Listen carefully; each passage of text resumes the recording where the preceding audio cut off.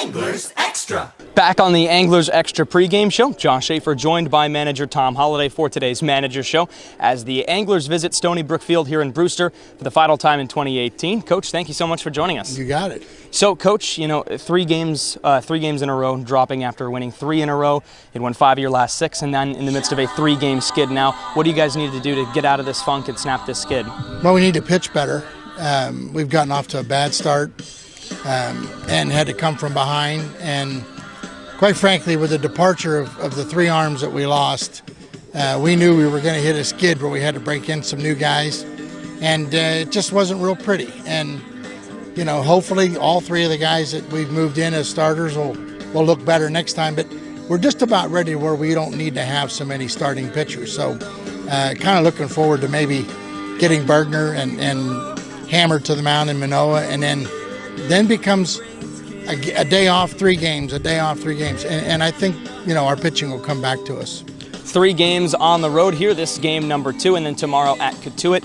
And so far this season, you've had John Rave and Greg Jones batting leadoff in all but 2 games today. It's the lefty from USC, Blake Sable. Can you run us through that decision?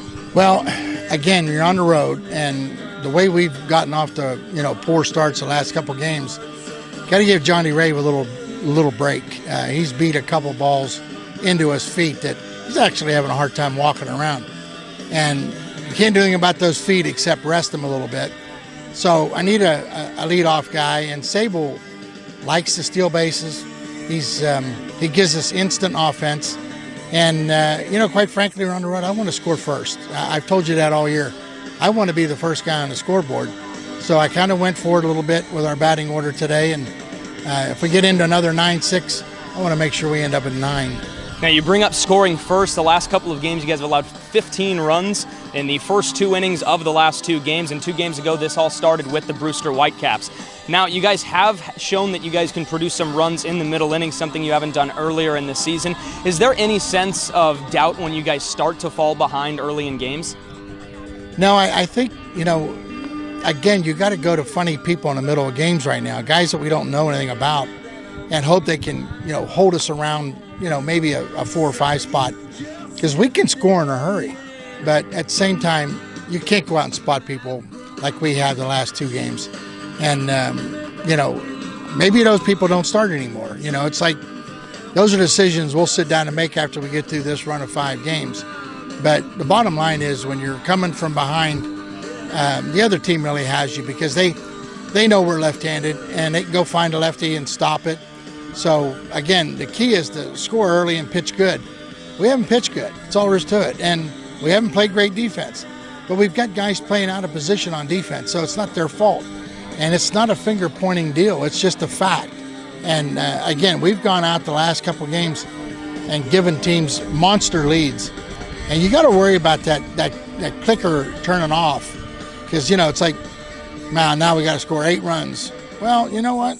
It's that time of the summer where mental energy is just as important as physical energy, and we're a little bit low right now, and we don't need to be spotting the other ball club 5 or 6 runs. Now, Coach, I do have to ask you about Brock Riley. The Salem State right-hander has come out of the bullpen 2 games in a row and is throwing pretty solid for you guys. For a guy that's just played 2 games here on the Cape, what can you tell us about Brock?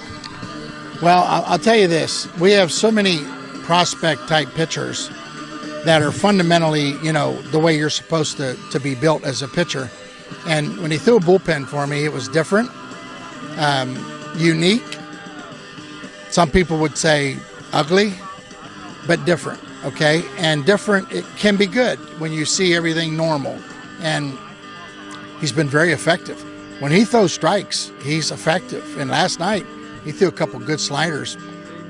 All we're asking for him to do is, in his role right now, is if we do get behind early, kill some innings so we can stay away from Velez and Hurt. Again, you want to stay away from your guys that can win for you.